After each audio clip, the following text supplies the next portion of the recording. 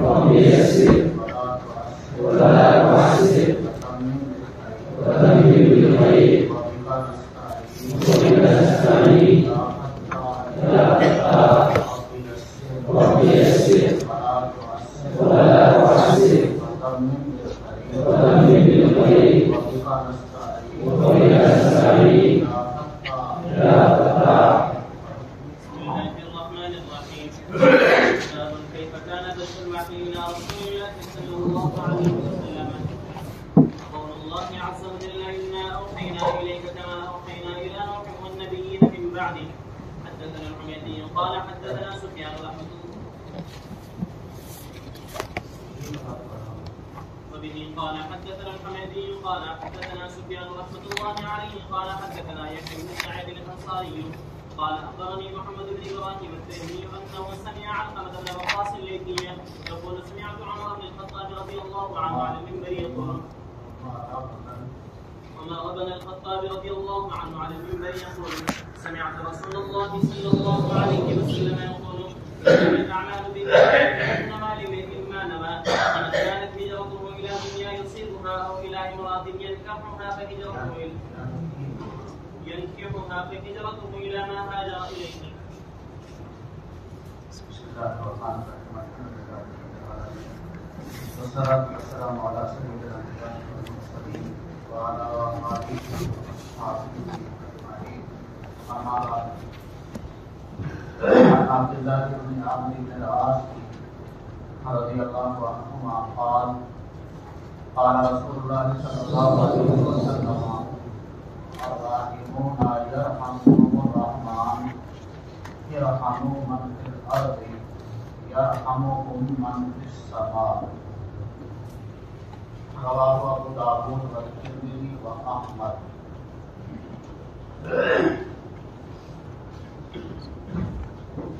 یہ حدیث جو میں نے آپ کے سامنے پڑھی تلاوت کی، یہ حدیث مسلسل بالاولیات.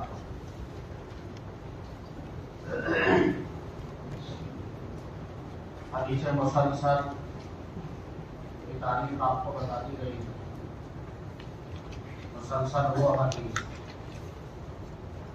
جس کے تمام راوی یا اکثر راوی کسی خاص صفت میں یا کسی خاص قول میں یا کسی خاص فعل میں شریک ہوں. ایسی حدیث کو حدیث مسلسل کہا جاتا ہے. یہ حدیث جس کا متن میں نے پڑھا آپ کے سامنے پھر کرنے کی عن عبداللہ بن عمرو بن العاص رضی اللہ عنہما قال قال رسول اللہ صلی اللہ علیہ وسلم: الراحمون یرحمهم الرحمن ارحموا من فی الارض یرحمکم من فی السماء. رواه ابو داود والترمذی واحمد. یہ حدیث مسلسل بالاولیہ ہے،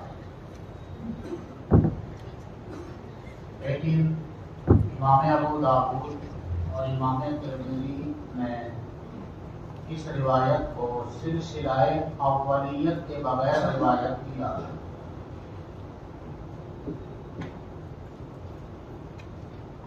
دوسری سند سے یہ مسلسل بالاولیہ ہے.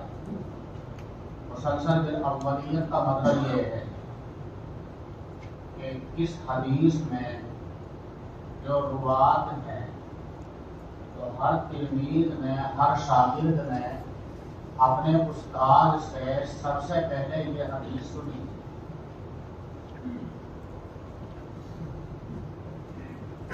ہر تلمید نے ہر شاگرد نے اپنے استاد سے سب سے پہلے یہ حدیث سنی. اس کی سند کیا ہے؟ سند یہ ہے کہ میں نے حضرت فقیہ الامت مفتی محمود حسن گنگوہی رحمۃ اللہ علیہ جو میرے استاد بھی ہیں، شیخ اور مربی بھی ہیں، ان سے سب سے پہلے یہ حدیث سنی. اور حضرت فقیہ الامت نے فرمایا کہ میں نے شیخ زکریہ رحمۃ اللہ علیہ سے سب سے پہلے یہ حدیث سنی۔ حضرت شیخ رحمۃ اللہ علیہ نے فرمایا کہ میں نے حضرت سہارنپوری یعنی حضرت مولانا خلیل احمد صاحب سہارنپوری رحمۃ اللہ علیہ سے سب سے پہلے یہ حدیث سنی اور پڑھی۔ حضرت سہارنپوری رحمۃ اللہ علیہ نے فرمایا کہ میں نے حضرت مولانا عبد القیوم بن عبد الحی بڑھانوی حضرت سہارنپوری نے فرمایا کہ میں نے حضرت مولانا عبد القیوم بن عبد الحی بڑھانوی رحمۃ اللہ علیہ سے سب سے پہلے یہ حدیث سنی اور پڑھی۔ حضرت مولانا عبد القیوم رحمۃ اللہ علیہ نے فرمایا کہ میں نے حضرت شاہ اسحاق مہاجر مکی رحمۃ اللہ علیہ سے سب سے پہلے یہ حدیث سنی اور پڑھی۔ شاہ اسحاق مہاجر مکی رحمۃ اللہ علیہ نے فرمایا کہ میں نے حضرت شاہ عبد العزیز رحمۃ اللہ علیہ سے سب سے پہلے یہ حدیث سنی اور پڑھی۔ شاہ عبد العزیز محدث دہلوی رحمۃ اللہ علیہ نے فرمایا کہ میں نے اپنے والد بزرگوار حضرت شاہ ولی اللہ رحمۃ اللہ علیہ سے سب سے پہلے یہ حدیث سنی اور پڑھی۔ یہ سند ہم سے لے کر شاہ ولی اللہ رحمۃ اللہ علیہ تک ہوئی۔ شاہ ولی اللہ رحمۃ اللہ علیہ سے اوپر حضرت صلی اللہ علیہ وسلم تک کی سند مسلسلات کے اندر ہے۔ حضرت شاہ عبدالعزیز شاہ ولی اللہ رحمۃ اللہ علیہ کا رسالہ الفضل المبین فی المسلسل من حدیث النبی الامین، یہ نام ہے مسلسلات کا۔ ہم لوگ بولتے ہیں اس کتاب کو مسلسلات، باقی اصل نام یہ ہے مسلسلات کتاب کا، الفضل المبین فی المسلسل من حدیث النبی الامین۔ اس میں حضرت شاہ ولی اللہ رحمۃ اللہ علیہ سے لے کر اوپر تک کی سند موجود ہے اور مذکور ہے۔ اس طرح سے ہم سے لے کر حضرت صلی اللہ علیہ وسلم تک کی یہ سند متصل ہو جاتی ہے۔ البتہ اس میں ایک بات یاد رکھنے کی ہے کہ یہ روایت جو اس سند سے آئی، جو سند ہم نے بیان کی، اس میں تسلسل اکثر روات میں ہے، تمام میں نہیں۔ اس میں اولیت کا تسلسل اکثر روات میں ہے، یعنی ہم سے لے کر حضرت سفیان بن عیینہ رحمۃ اللہ علیہ تک تسلسل ہے اولیت کا۔ ہم سے لے کر سفیان بن عیینہ رحمۃ اللہ علیہ تک اولیت کا تسلسل باقی ہے۔ سفیان بن عیینہ سے اوپر 3 راوی ہیں، عامر بن دینار، ابو قابوس اور حضرت عبداللہ ابن عامر رضی اللہ عنہما صحابی۔ ان تینوں راویوں میں اولیت کا تسلسل نہیں ہے، یعنی عبداللہ ابن عامر رضی اللہ عنہما نے یہ کہہ کر بیان نہیں کیا کہ میں نے حضرت صلی اللہ علیہ وسلم سے سب سے پہلے یہ حدیث سنی، اور عبداللہ بن عامر سے روایت کرتے ہیں ابو قابوس، انہوں نے بھی یہ کہہ کر بیان نہیں کیا کہ میں نے عبداللہ بن عامر سے سب سے پہلے یہ حدیث سنی، اور ابو قابوس سے نقل فرماتے ہیں عامر بن دینار، انہوں نے بھی یہ کہہ کر بیان نہیں کیا کہ میں نے سب سے پہلے یہ حدیث ابو قابوس سے سنی۔ ان سے نیچے ہیں سفیان بن عیینہ فرماتے ہیں کہ میں نے عامر بن دینار سے سب سے پہلے یہ حدیث سنی اور پڑھی، اور پھر سفیان بن عیینہ سے نیچے چلی ہم تک جو سند آئی، تو اس میں ہر استاد اور ہر شاگرد کا یہ حال ہے۔ ہر شاگرد یہ کہتا ہے کہ میں نے اپنے فلاں استاد سے سب سے پہلے یہ حدیث پڑھی ہے اور سنی ہے۔ تو صرف 3 راویوں میں اولیت کا تسلسل نہیں ہے، باقی سفیان بن عیینہ تک اولیت کا تسلسل ہے۔ تو حدیث مسلسل کی تعریف اس پر صادق آتی ہے۔ کیا تعریف بتائی؟ مسلسل وہ حدیث ہے جس میں تمام راوی یا اکثر راوی کسی خاص صفت میں شریک ہو۔ تو یہاں خاص صفت یہ ہے کہ ہر شاگرد یہ بیان کرتا ہے کہ اپنے استاد سے سب سے پہلے یہ حدیث میں نے پڑھی اور سنی۔ تو آپ لوگوں نے بھی مجھ سے سب سے پہلے جو حدیث سنی ہے اور پڑھی ہے یہی حدیث ہے، تو یہ اولیت کا تسلسل اس سند سے آپ حضرات کو بھی حاصل ہو گیا، اور اس کی سند یہ ہے جو میں نے بیان کیا آپ کے سامنے۔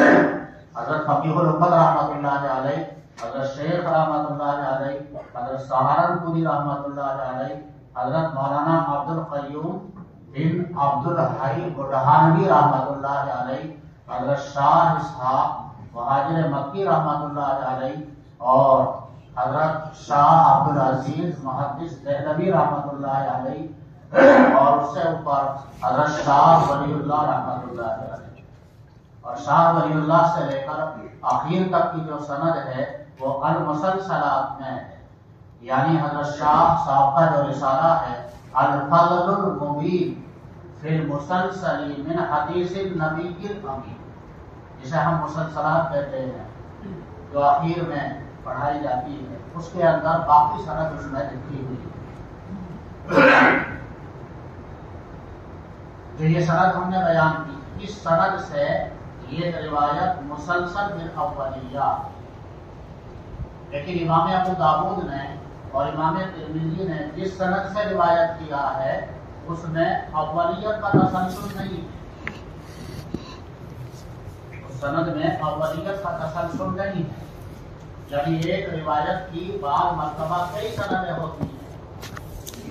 ابو داؤد اور ترمذی میں اس روایت کی جو سند آئی ہے اس میں اولیت کا تسلسل نہیں، اس میں ترمذی یہ نہیں کہتا کہ اپنے استاد سے سب سے پہلے میں نے یہ حدیث سنی، بس مطلقاً روایت کرتے ہیں، لیکن جو سند ہم نے بیان کی ہے اس سند میں اولیت کا تسلسل ہے، لہٰذا یہ حدیث کہلاتی ہے مسلسل بالاولیہ۔ اور اس کا مطلب کیا ہے؟ الراحمون یرحمہم الرحمن، اس میں عام طور پر اساتذہ ایک لفظ بڑھاتے ہیں، الراحمون یرحمہم الرحمن تبارک و تعالی، لیکن اصل روایت میں یہ تبارک و تعالی کا لفظ نہیں ہے، بس یہ الفاظ ہیں الراحمون یرحمہم الرحمن۔ تبارک و تعالی کیوں پڑھاتے ہیں؟ اس بنا پر کہ لفظ اللہ کے ساتھ ادب یہ ہے جل شانہ، تبارک شانہ، تعالی شانہ، اس طرح کے الفاظ بڑھا دیے گئے، اس لیے الرحمن کے ساتھ لفظ تبارک و تعالی اساتذہ بڑھاتے ہیں، ورنہ اصل روایت کے اندر بس الفاظ یہ ہے الراحمون یرحمہم الرحمن ارحموا من فی الارض یرحمکم من فی السماء۔ حضرت فقیہ الامت رحمۃ اللہ علیہ اس حدیث کی ترجمانی کرتے تھے، اگر شاعر بھی تھے، فقیہ الامت رحمۃ اللہ علیہ عربی کے بھی شاعر تھے، فارسی کے بھی شاعر تھے، اردو کے بھی شاعر تھے، تو حضرت اس کی ترجمانی یہ فرماتے تھے کرو مہربانی تم اہل زمین پر کرو مہربانی، تم اہل زمین پر، خدا مہرباں ہوگا عرش بری پر۔